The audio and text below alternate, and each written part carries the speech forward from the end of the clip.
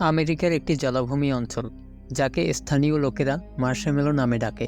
এটি আসলে লুইজিয়ানা নামক স্থানে অবস্থিত এবং এটি বিশ্বের বৃহত্তম জলাভূমি। এই কারণে সেখানে সাধারণত কেউ যায় না। এই সুযোগটি কাজে লাগিয়ে কিছু লোক অবৈধভাবে সেখানে মাদকদ্রব্য ব্যবহার করে এবং তারপর সেগুলো তৈরি করে পুরো শহরে সরবরাহ করে। কিন্তু একদিন সেখানে একটি অভিযান চালানো হয় যেখানে উভয় পক্ষের লোকেরা আক্রমণের শিকার হয়। কিছু লোক তাতে মারা যায়, কিন্তু তাদের মধ্যেই কিছু লোক সেই রাসায়নিক পদার্থটি নদীতে ফেলে দেয়। তাদের এই কাজের ফলে প্রকৃতির কত বড় ক্ষতি হয়েছে তা তারা বুঝতে পারেনি। এই জায়গাটি চারদিক থেকে কুমির দ্বারা ঘেরা এবং যখন তারা সেই রাসায়নিক পান করে তখন তাদের মধ্যে কিছু ভয়ানক পরিবর্তন দেখা যায়, যেমন তাদের আকার অনেক বড় হয়ে যায় এবং তাদের ক্ষুধা বেড়ে যায়। আর এই ঘটনা ক্রমাগত বাড়তে থাকে। এখন আপনি হয়তো ভাবছেন কেন আমি আপনাকে এইসব বলছি। অপেক্ষা করুন, কিছুক্ষণের মধ্যেই আপনি বুঝতে পারবেন। এখন আমরা কাইলি নামের একটি মেয়েকে দেখতে পাই যে একজন বায়োলজির ছাত্রী এবং সে আজ প্রেডিটরের সার্ভাইভালের উপর ক্লাস নিচ্ছে। কিন্তু তার মন অন্য কোথাও রয়েছে, যা তার প্রফেসরও লক্ষ্য করেন।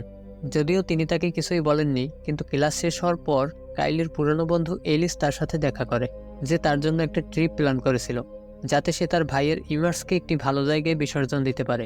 কাইলির দুঃখের কারণ ছিল তার ভাইয়ের কিছুদিন আগে মৃত্যু। সে তার ভাইয়ের সাথে খুব ক্লোজ ছিল। তার মৃত্যুর পর তার কোনো কাজে মন বসে না। যখন সে ট্রিপের জন্য রাজি হয় তখন সে জানতে পারে যে তাদের সাথে স্যাম এবং মালিকাও রয়েছে, যা তার একদম পছন্দ হয়নি, কারণ মালিকার সাথে তার সম্পর্ক ভালো নয়। এর কারণ হলো মালিকা স্বার্থপর। কিন্তু অ্যালিস তাকে বলেছিল যে সে তার গাড়ি বিক্রি করে দিয়েছে কারণ তার কাছে টাকা ছিল না, তাই তাকে একটু মানিয়ে নিতে হবে। অনেক অনুরোধের পর শেষ পর্যন্ত সে রাজি হয়, কিন্তু পুরো পথে কাইলি মন খারাপ করে বসেছিল। এলিস তাকে বলেছিল তাকে এগিয়ে যেতে হবে। জীবনকে এভাবে থামিয়ে রাখলে কিছুই হবে না। মানুষ কখনোই ফিরে আসে না। তার ভাই তাকে খুশি দেখতে চাইতো, তাই তার জন্য অন্তত খুশি থাকো। সে তাকে অনেক সহানুভূতি দেখায়, কিন্তু কাইলি এত সহজে ভুলে যাওয়ার মতো নয়। রাতে তারা একটা মোটেল থাকে, কিন্তু সেখানেও কাইলি দুঃখে ছিল। তাই সে বাইরে কিছু সময় একা কাটায়, যেখানে সে তার ভাইয়ের পুরনো ভিডিও দেখে, যেখানে সে বাইক নিয়ে কথা বলছিল, যা থেকে বোঝা যায় সে বাইক পছন্দ করত। সকালে মালিকা সবাইকে জাগায়, কারণ আজ তাদের একটি সুন্দর জায়গায় যেতে হবে।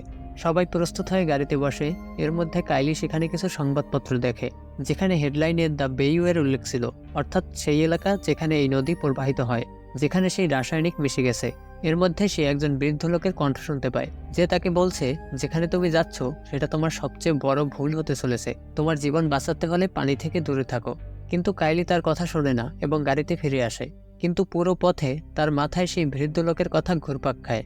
সবাই এয়ারপোর্টে পৌঁছায়, কারণ মালিকা একটা আলাদা ট্যুর প্ল্যান করেছিল, যা দেখে সবাই খুব অসন্তুষ্ট হয়, কারণ তারা জানে যে কাইলির উচ্চতায় ভয় আছে। কিন্তু মালিকা তো আমরা জানিয়েই, সে শুধু নিজের কথা ভাবে, অন্যের সমস্যা নিয়ে তার মাথা ব্যথা নেই। এর মধ্যেই তাদের ফ্র্যাঙ্কের সাথে দেখা হয়, যে মাতাল অবস্থায় ছিল এবং খুবই অসাবধানী ধরনের লোক। তাকে দেখে সবাই ফ্লাইটের পরিকল্পনা বাতিল করে দেয়, কিন্তু তারপর কাইলি মনে করে যে সে সবার ট্রিপ নষ্ট করছে, তাই সে ফ্লাইটে বসতে রাজি হয়। সবাই তার হ্যাঁ বলায় হ্যাঁ বলে, কিন্তু এখানে আমরা জানতে পারি যে তাদের সাথে আরও কিছু লোক আছে, যার মধ্যে একজন ব্যবসায়ী, একজন বৃদ্ধ দম্পতি, একজন নববিবাহিত দম্পতি এবং ফ্র্যাঙ্কের সহপাইলট। সবাই এখন ফ্লাইট শুরু করে। এর মধ্যে কাইলি নিজেকে শান্ত করার চেষ্টা করছিল, কিন্তু সেই ব্যবসায়ীটি ফোনে কারোর সাথে কথা বলছিল। সবাই তাকে বলছিল যে সে যেন এটা বন্ধ করে, না হলে তাদের ফ্লাইটে সমস্যা হতে পারে। কিন্তু সে কারো কথা শোনেনি এবং যে ভয় ছিল তাই ঘটল। প্লেনের ইঞ্জিন বিফল হয়ে গেল, যার ফলে সবাই আতঙ্কিত হয়ে পড়ল। তাদের জীবন নিয়ে চিন্তা ছিল, কিন্তু পাইলট কোনোমতে একটি পুকুরের কাছে ক্র্যাশল্যান্ড করে, যেখানে পানি কম ছিল, তাই কারো বিশেষ ক্ষতি হয়নি। কিন্তু সেই বৃদ্ধ দম্পতির মধ্য থেকে বৃদ্ধ লোক এবং সহপাইলট নিখোঁজ হয়ে গেল। সবাই অনেক চেষ্টা করলো যে তাদের খুঁজে পাওয়া যায় কিনা, কিন্তু তাদের কোনো হদিস পাওয়া গেল না। এর মধ্যে কাইলির চোখ খুললে সে নিজেকে পুকুরে দেখতে পায়। সে তাড়াতাড়ি তার ব্যাগ খুঁজতে লাগলো, যেখানে তার ভাইয়ের ইমার্স ছিল, এবং সেটা নিয়ে সে বাইরে চলে আসে। সবাই মনে করেছিল যে কেউ তাদের খুঁজে পাবে, কিন্তু কাইলি বলল যে এই ফ্লাইট খুব সস্তা ছিল, তাই এতে কোনো ব্ল্যাক বক্স ছিল না, তাই কেউ তাদের খুঁজতে আসবে না এবং তাদের অবস্থানও কেউ জানবে না। এখন যেখানে তারা দাঁড়িয়ে আছে সেটা আমেরিকার সবচেয়ে বড় জলাভূমি, এবং তাদের কাছে খাবার, থাকার জায়গা বা পানীয় জল কিছুই নেই। তাদের বেঁচে থাকার কোনো আশা নেই। কিন্তু ফ্র্যাঙ্কের এই জায়গা সম্পর্কে কিছু ধারণা ছিল, তাই সে সবাইকে বলল তাদের উত্তর দিকে 40 কিলোমিটার যেতে হবে। হয়তো সেখানে কোনো নিরাপদ জায়গা পাওয়া যাবে, যেখান থেকে তারা কারোর সাথে যোগাযোগ করতে পারবে। কিন্তু তার আইডিয়াকে কেউ পছন্দ করেনি, কারণ না খেয়ে না পান করে তারা এত দূর যেতে পারবে না। প্রথমে তাদের পরিকল্পনা করতে হবে তাদের প্রতিদিন কী করতে হবে। তাই সবাই পরিকল্পনা করতে লাগলো। এর মধ্যে এলিস জঙ্গলে চলে গেল, যেখানে সে কিছু কুমিরের ডিম পেল। সে কোথাও পড়েছিল যে কুমিরের ডিম খুব মূল্যবান এবং তার এখন টাকার খুব প্রয়োজন। তাই সে একটি ডিম ছাড়া বাকি সবগুলো কেটে নিল এবং তার ব্যাগে রাখল। কিন্তু সে কাউকে এ সম্পর্কে কিছুই বলল না। এর মধ্যে সবাই চেক করতে লাগলো যে কারো ফোন চালু আছে কিনা। সবার ফোন বন্ধ ছিল, শুধু একটি চালু ছিল, কিন্তু তাতে কোনো নেটওয়ার্ক ছিল না। এর মধ্যেই হঠাৎ তারা পুকুরে রিককে দেখতে পেল, যে সহ পাইলট ছিল। ফ্র্যাঙ্ক দৌড়ে পুকুরে গেল তাকে বাঁচানোর জন্য, কিন্তু তার পিছনে আরও কিছু লোক গেল। কিন্তু তখনই পানির নিচ থেকে একটা বড় কুমির তার মুখ খুলে তাকে ভেতরে টেনে নিল। এই দৃশ্য দেখে সবার প্রাণ কেঁপে উঠল এবং তাড়াতাড়ি পানি থেকে বেরিয়ে এলো। কিন্তু এখন তাদের বুঝতে বাকি নেই যে এই জায়গাটা কতটা বিপজ্জনক। কিন্তু এটা তো শুধু ট্রেলার ছিল।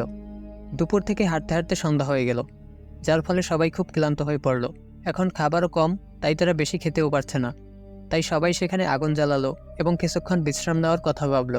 এর মধ্যে তারা সিদ্ধান্ত নিল যে তারা কাইলিকে নেতা বানাবে এবং তার কথা মতো চলবে, কারণ তার এই প্রাণীদের সম্পর্কে সবচেয়ে বেশি জ্ঞান আছে। কিন্তু মালিকের এই কথা পছন্দ হয়নি। সে চায় না যে কেউ কাইলিকে এত গুরুত্ব দিক, বরং সবাই তাকে পছন্দ করুক। এর মধ্যে কাইলি সবাইকে বলল, এই জায়গাটা চারদিক থেকে ঘন জঙ্গলে ঘেরা। আমাদের চারদিকে খাবারের কিছু জিনিস পাওয়া যাবে, কিন্তু ভুলেও সেই ফলগুলো স্পর্শ করার চেষ্টা করো না, কারণ সেগুলো বিষাক্ত হতে পারে। এখন সবাই ঘুমানোর পর রবিন ধূমপান করার জন্য কিছু দূর গেল, কিন্তু তখনই একটি কুমির তাকে আক্রমণ করে নিয়ে গেল। সকালে সবাই তার লাশ দেখে বিশ্বাস করতে পারছিল না যে এটা কোনো কুমিরের কাজ, কারণ তার লাশ দেখে মনে হচ্ছিল যেন কোনো অমানুষ তাকে খেয়েছে। এই দৃশ্য কাইলিকেও অবাক করে দিল। তখন ফ্র্যাঙ্ক তাদের বলল যে কিছুদিন আগে তারা কিছু খবর শুনেছিল, যেখানে বলা হয়েছিল যে এখানকার সব কুমিরের মধ্যে কিছু অদ্ভুত পরিবর্তন দেখা দিয়েছে, যার ফলে তারা পানিতে কম এবং জমিতে বেশি থাকতে শুরু করেছে। তাদের শরীর অনেক বড় হয়ে গেছে এবং সবচেয়ে বিপজ্জনক বিষয় হলো তাদের ক্ষুধা অনেক বেড়ে গেছে। এই কথা শুনে সেখানে দাঁড়ানো লোকদের পা কেঁপে উঠল। একদিকে সকাল সকাল তারা তাদের সঙ্গীর এমন অবস্থা দেখল, তার উপর এখন ফ্র্যাঙ্কের এই কথা শুনে কাইলি সবাইকে বলল যে তাদের গতি বাড়াতে হবে এবং কোনো নিরাপদ জায়গা খুঁজতে হবে। তখন হঠাৎ এলিস দূরে একটি কটেজ দেখতে পেল, যা তাদের আশা দিল যে হয়তো সেখানে কিছু সাহায্য পাওয়া যাবে। তারা সেই দিকে যেতে শুরু করলো, কিন্তু যখন তারা কিছু দূর এগোলো তখন কাইলি সোনিয়াকে সেখানে দাঁড়াতে বলল, যেখানে সে এখন দাঁড়িয়ে আছে, কারণ তারা সবাই ঝোপের মধ্যে ছিল। এখন এই কুমিরগুলো সাধারণ কুমিরের মতো নয়, তাই তাদের একসাথে যেতে হবে। যদি তারা আলাদা আলাদা যায় তাহলে তারা তাদের উপর আক্রমণ করতে পারে। কিন্তু তারা এটা বলতে দেরি করে ফেলল, কারণ এর মধ্যেই একটি কুমির এসে সোনিয়াকে টেনে নিয়ে গেল। তখন সবাই দৌড়ে কটেজের দিকে যেতে শুরু করলো, কিন্তু এর মধ্যেই পিছনে সেই কুমিরগুলো তাদের পিছনে লেগে গেছে। তাদের এখন আর কোনো ফারাক পড়ছে না যে তারা ঝোপে আছে নাকি একা, তাদের শুধু নিজেদের পেট ভরাতে হবে। এখন তারা কোনো মতে সেই কটেজের ভিতরে ঢুকে পড়ল, কিন্তু জোয়ের পা সেই কুমিরের মুখে আটকে গেল। কিন্তু সবাই মিলে তাকে ভিতরে টেনে নিল এবং পুরো শক্তি দিয়ে সেই গেট বন্ধ করতে সক্ষম হলো। কাইলি বলল যে তাদের জন্য এটাই নিরাপদ জায়গা। তাদের প্রথমে নিজেদের প্রস্তুত করতে হবে তাদের সাথে লড়াই করার জন্য, তবেই তারা কিছু করতে পারবে, না হলে তাদের সবাইকে এক এক করে কাঁচা খেয়ে ফেলবে। এর মধ্যে তারা বাইরে তাকালে সেই কুমিরগুলো ক্ষুধার আন্দাজ পেল, কারণ তারা নিজের পরিবারের লোকদেরকেই মেরে খাচ্ছে। এরপর সবাই ঘুমিয়ে পড়ল। তখন কাইলির একটি স্বপ্ন আসলো, যেখানে সে তার ভাইয়ের সাথে একটি স্টোর রুমে ছিল। তখন সেখানে একটা বন্দুকধারী লোক এসে দুজনকে বন্দী করলো, যার মধ্যে একটি ছোট মেয়েও ছিল। সেই মেয়েটিকে বাঁচানোর জন্য মাইক সেই বন্দুকধারী লোকের সাথে লড়াই করলো, কিন্তু তার কাছে বন্দুক ছিল, তাই সে তাকে পয়েন্টে নিয়ে গেল। এখন কাইলির কাছে তার ভাইকে বাঁচানোর একটি সুযোগ ছিল এবং সে তা ব্যবহারও করলো, কিন্তু সেই গুলি গিয়ে তার ভাইয়ের গায়ে লাগলো, যার ফলে সে সেখানেই মারা গেল। এই কারণেই আজ পর্যন্ত সে তার ভাইয়ের মৃত্যুর দায় নিজের উপর নিয়েছে এবং সবসময় নিজেকে গালি দেয়। এর মধ্যে স্যাম একটি ম্যাপ নিয়ে আসলো, যা সেই কটেজ থেকে পেয়েছিল। এই ম্যাপে একটি বাড়ি পয়েন্ট করা আছে, হয়তো সেখানে গেলে কিছু পাওয়া যাবে, যার মাধ্যমে তারা বাইরের বিশ্ব থেকে সাহায্য চাইতে পারবে। কিন্তু সেখানে পৌঁছানোর জন্য তাদের একটা নদী পার হতে হবে, যা এত সহজ নয়। কিন্তু তার আগে মালিকের সব দোষ কাইলির উপর চাপিয়ে দিল এবং যারা মারা গেছে তার দায়ও তার উপর দিল। এমনকি সে এটাও বলল যে আমরা তার ভাইয়ের ইমার্সের কারণে এখানে আটকে আছি। কিন্তু মালিকের মনে নেই যে প্ল্যানের ট্যুরের আইডিয়া কার ছিল, না হলে তারা তো গাড়ি চালিয়েই যেত। কিন্তু সবাই জানতো যে এতে কার ভুল ছিল। এখন যা হবার তা হয়ে গেছে, যদি একে অপরের উপর দোষ চাপাতে থাকি তাহলে সবাই মারা যাব। তাই সবাই কাইলিকে সমর্থন করলো এবং তার কথা বুঝলো। এরপর সে সবাইকে বোঝালো যে তাদের কিভাবে বেঁচে থাকতে হবে। এই আক্রমণের সময় সবাই তার কথা নোট করলো। তারপর ভোট হলো, যেখানে একজন বাদে সবাই সিদ্ধান্ত নিল যে তাদের ঝুঁকি নিতে হবে এবং এখান থেকে বের হতে হবে। তাই তারা একসাথে সেখান থেকে এগিয়ে চলল। কিন্তু জোয়ের অবস্থা এখন ভালো নয়। তার আঘাতের কারণে সে ঠিকভাবে হাঁটতে পারছে না, কিন্তু তার স্বামী তাকে বলল যে তাকে সাহস দেখাতে হবে। কিছুক্ষণ পর তারা সবাই নদীর পাড়ে পৌঁছে গেল এবং একটি ভেলা বানাতে লাগলো, যার মাধ্যমে তারা এই নদী পার হবে। একসাথে তারা আশেপাশের জিনিস দিয়ে ভেলাটি তৈরি করলো, কিন্তু যখন তারা এটিকে নদীতে নামালো তখন সেই কুমিরগুলো দেখে ফেললো। তাই তারা সবাই ক্ষুধার্ত নেকড়ের মতো তাদের পিছনে আসতে লাগলো। এর মধ্যে আমরা জোকে দেখি যে তার স্বামীকে খুব গভীরভাবে দেখছে, যেন সে এরপর তাকে আর কখনোই দেখতে পাবে না। জো নিজেকে কুরবানি দিল যাতে সবার জীবন বাঁচে, কারণ সে জানতো যে সে এভাবে বেশি দিন বাঁচতে পারবে না। এর থেকে ভালো যে সে একেবারেই নিজেকে শেষ করে দেয়। কিন্তু নিজের চোখের সামনে নিজের স্ত্রীকে এত বেদনাদায়ক মৃত্যু দেখে তার স্বামী ভেঙে পড়ল, কিন্তু সবাই তাকে সাহস দিল। তারপর সেই ভেলা দিয়ে তারা সামনে এগিয়ে চলল এবং অবশেষে সেই জায়গায় পৌঁছে গেল যেটা ম্যাপে চিহ্নিত ছিল। কিন্তু বাইরে তারা কিছু গুলির শেল পেল, যা দেখে ফ্র্যাঙ্ক বলল যে এটা সম্ভবত সেই সরবরাহকারীদের ঘাঁটি হবে। এটা সেই জায়গা যেখান থেকে সবকিছু শুরু হয়েছিল। ভিতরে ঢুকে তারা দুটি দলে বিভক্ত হয়ে গেল, যাতে তারা কিছু সাহায্যকারী জিনিস খুঁজে পেতে পারে, কিন্তু তারা শুধু দেয়ালের রক্তের দাগেই পেল। এর মধ্যে আমরা ফ্র্যাঙ্ককে দেখলাম যে মালিকের সাথে খুব রুক্ষভাবে আচরণ করতে শুরু করে। সে তাকে বলে যে আমি তোমার মতো লোকদের ভালো করে চিনি, তুমি নিজের সুখের জন্য যে কারো মাথা কাটতে পারো। সে কিছু অদ্ভুত আচরণ করতে শুরু করলো, যার ফলে মালিককে ভয় পেয়ে গেল। কিন্তু ফ্র্যাঙ্ক তাকে ধরে ফেলল এবং বলল যে আমি একজন মেরিন ছিলাম। এই বলে সে তাকে নিচে ফেলে দিল, কিন্তু মালিকে একটি রড ধরে নিজের জীবন বাঁচানোর চেষ্টা করলো। এর মধ্যে অন্য দলটি একজন আহত লোক পেল, যে তাদের এখান থেকে চলে যেতে বলল, কিন্তু এর বেশি কিছুই বলতে পারল না। এখানে খুবই ভয়ানক কিছু ঘটনা ঘটেছে। এর মধ্যে ফ্র্যাঙ্ক মালিকের চিৎকার শুনে আনন্দ পেতে লাগলো, কিন্তু তখনই একটি কুমির এসে তাকে টেনে নিয়ে গেল। মালিকের সাহায্যের জন্য চিৎকার করতে লাগলো। তখন কাইলি এসে তাকে সাহায্য করলো।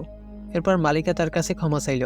তারা দুজন একে অপরকে জড়িয়ে ধরে কাঁদলো, কিন্তু এখন তাদের এখান থেকে বের হতে হবে যে কোনো মূল্যে, কারণ সেই ঘুমন্ত কুমিরগুলো কিছুটা জেগে উঠেছে। যদি সবাই জেগে যায় তাহলে তাদের বিপদে পড়তে হবে, কিন্তু তাদের সেই দিকেও যেতে হবে, কারণ সেখানেই কন্ট্রোল রুম আছে। তাই সবাই একে একে তাদের পদক্ষেপ এগিয়ে নিল। সবাই পৌঁছে গেল, কিন্তু দুর্ভাগ্যবশত স্যামের পা আটকে গেল। কিছু সেকেন্ডের মধ্যে আমরা শুধু তার ধর দেখতে পেলাম, কিন্তু এখানে কাইলি কিছু লোকের সাথে যোগাযোগ করতে সক্ষম হয়েছিল এবং এখন তারা যে কোনো সময় তাদের উদ্ধার করতে আসবে, কিন্তু তার আগে তাদের এই জায়গা থেকে বের হতে হবে। কিন্তু এখন তাদের সামনে এখন পর্যন্ত সবচেয়ে বড় কুমিরটি দাঁড়িয়ে আছে, যার মুখে একটি দাগ আছে। এটা সেই কুমির যার সম্পর্কে সেই বৃদ্ধ লোকটি কাইলিকে বলেছিল। এলিস ভেবেছিল যে হয়তো সে তার ডিম নিতে এসেছে, তাই সে তার সামনে ডিম রাখলো, কিন্তু সে তার হাতটাই কেটে ফেললো। এত ছোট ডিমে তার পেট ভরবে না, সে তো তিনজনকেই খেতে চায়। কিন্তু কাইলি শপথ নিল যে সে এখন কাউকে মরতে দেবে না।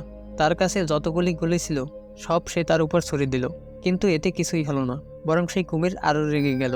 এখন তো গুলিও শেষ হয়ে গেল। তখন সে একটা ছুরি দেখতে পেল, যা সে তার চোখে ঢুকিয়ে দিল, যার ফলে সে অন্ধ হয়ে গেল। তারপর সে সেখানে রাখা পেট্রোলের ট্যাঙ্কে আগুন লাগিয়ে দিল, যার ফলে সেই কুমিরটি জীবন্ত পুড়ে মারা গেল। শেষ পর্যন্ত সে যা করতে চেয়েছিল তা করে দেখালো। যত লোক বেঁচে ছিল তাদের জীবন বাঁচালো। গল্পের শেষে আমরা দেখি যে কাইলি তার ভাই রিমার্সকে একটি সুন্দর জায়গায় বিসর্জন দিল, যার সাথে এই গল্পের সমাপ্তি হলো।